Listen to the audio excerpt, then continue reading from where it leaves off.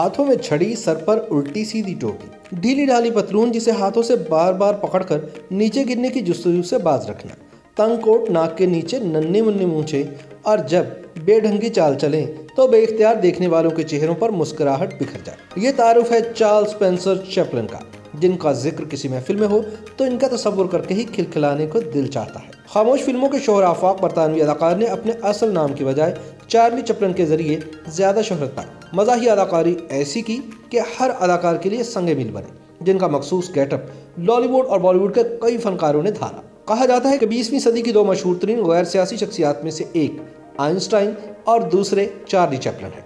सन 1999 में time magazine ने 20वीं सदी के 100 बाअसर तरीन अफराद की फहरिस्त शाया की तो इसमें हॉलीवुड के सिर्फ दो अदाकारों को जगह मिली, चैपलिन और मार्लन ब्रांडो। चार्ली चैपलिन के वालिदैन थिएटर आर्टिस्ट थे। सिर्फ 5 वर्ष की उम्र में चैपलिन को पहली बार उस वक्त अपनी सलाहियतों के इजहार का मौका मिला जब उनकी वालिदा को फौजियों के सामने परफॉर्म करते हुए गले में तकलीफ का एहसास हुआ। ऐसी सूरत हाल में उन्होंने गाने से माजरत करी तो चार्ली चैपलिन के वालिद ने गुस्से में भरे फौजी तमाशाइयों को ठंडा करने के लिए चार्ली को मैदान में उतारा। उन्होंने इस मौके पर ऐसी जमकर गुलकारी की कि सुनने वाले तो जैसे इनके परस्तार ही हो गए। इसके बाद चैपलिन एक तवील अरसे तक अपनी वालिदा की तरह गुलकारी की भी नकल करके स्टेज परफॉर्मेंसेस देते रहे और यूं माँ बाप का माली सहारा बनने की जुस्तजू की। चार्ली चैपलिन की जिंदगी में एक दौर वो भी आया कि वालिद कसरत शराबनोशी की बिना पर सिर्फ 37 बरस की उम्र में चल बसे, जबकि वालिदा मुख्तलिफ नफ्सियाती बीमारियों की मेहमान बनी तो चार्ली चैपलिन को यतीम खाने में दाखिल करा दिया गया। इस दौरान भी इन्होंने तालीम और स्टेज परफॉर्मेंस से अपना नाता नहीं तोड़ा। जवानी की दहलीज पर कदम रखा तो फिल्मों में काम करके जिंदगी की गाड़ी खींचने लगे।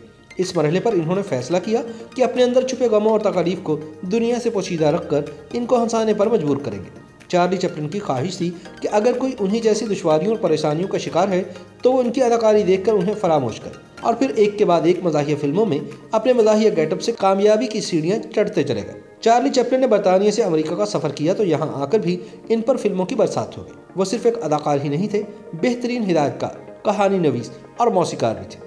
ये भी उन्हीं का कमाल है कि खामोश फिल्मों के दौर में उन्होंने बगैर मुकालमात बोले अपनी चुलबुली सी हरकतों के जरिए आज तक खुद को कॉमेडी आइकन बनाए रखा। साउथ टेक्नोलॉजी के मुतारिफ होने के बावजूद कई बरसों तक वो ऑडियो और मुकालमात को अपनाने से माजरत करते रहे, लेकिन फिर वक्त की ज़रूरत और फिल्म बीरों की डिमांड को महसूस करते हुए सौती तासुरात और मुकालमात शामिल करने पर मजबूर हुए। कहा तो ये भी जाता है कि चार्ली चैपलिन ने अपनी मूंछों का अंदाज हिटलर से मुतासिर होकर डिज़ाइन किया था। अब ये हुस्न इत्तफाक ही है कि एडोल्फ हिटलर और चार्ली चैपलिन एक ही महीने अप्रैल और एक ही साल सन 1889 में पैदा हुए, जबकि सन 1940 में हिटलर के किरदार को मजाक का रंग देकर इन्होंने द ग्रेट डिक्टेटर भी बनाया, जिस पर हिटलर के हामी की जानिब से इन्हें शदीद तनकीद का सामना करना पड़ा। इस तंज़ो मिजाज से भरी फिल्म के आखिरी 5 मिनट में इन्होंने फिल्म बीरों से मुखातिब होकर कौम परस्ती और फाशिज्म के खिलाफ उठ खड़े होने की इल्तिजा भी की। चार्ली ने अमेरिका में 40 वर्ष गुजारे, लेकिन इसके बावजूद चैपलिन कभी भी अमेरिकी शहरियत हासिल न कर पाए। इस सिलसिले में कहा जाता है कि चार्ली चैपलिन के कम्युनिज्म ख्यालात राह की सबसे बड़ी रुकावट बने। उस वक्त अमेरिका में कम्युनिस्ट कहलाना गद्दारी के मुतरादिफ था। एक अरसे तक वो FBI की ज़ेर निगरानी भी रहे, जबकि सन 1952 में जब वो तातीलात पर बरतानिया वापस गए तो अमेरिकी हुकाम ने इनको दोबारा दाखिले की इजाज़त भी नहीं दी।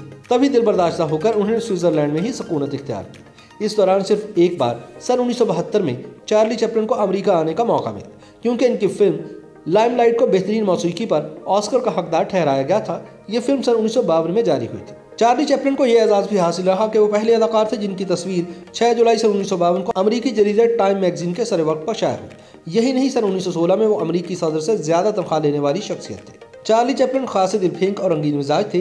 4 बार दुल्हा बने और 3 बार इनकी शरीक सफ़र इनसे खासी कम उम्र थी। पहली शादी 17 बरस की अदाकारा मिल्ड्रेड हैरिस से की और फिर 16 बरस की लीता ग्रे से, और जब खुद 54 बरस के थे तो एक बार फिर 18 साल की ओना ओनेल पर दिल आ गया और ये साथ चैपलिन की मौत तक कायम रहा। जब पूरी दुनिया 25 दिसंबर सन 1977 को क्रिसमस मना रही थी तो दूसरों की जिंदगियों में अनगिनत रंग भरने वाले चार्ली चैपलिन खामोशी के साथ इस दुनिया से रुखसत हो गए। ये वाक़या भी दिलचस्पी से खाली नहीं कि इनकी मौत के कुछ माह बाद चोरों ने इनका ताबूत कब्रिस्तान से उड़ा लिया और $6 लाख के एवज इसकी वापसी की शर्त रखी। चार्ली चैपलिन की बेवा ने इनकार किया तो उन्हें संगीन नताइज की धमकियां मिली। बहरहाल 11 हफ्ते बाद स्विस पुलिस ने चोरों को गिरफ्त में लेकर लाश बरामद कर ली और ताबूत को दोबारा दफना दिया गया। YouTube पर गूगली न्यूज देखने के लिए youtube.com की सर्च बार में गूगली न्यूज TV टाइप करें। गूगली न्यूज के पेज पर सुर्ख रंग के सब्सक्रिप्शन वाले बटन पर क्लिक करना ना भूलिए। YouTube पेज पर अपलोड होने वाली वीडियोस से बाखबर रहने के लिए बेल आइकन पर क्लिक कीजिए। आपको हर नई वीडियो के बारे में नोटिफिकेशन मौसूल हो जाएगा।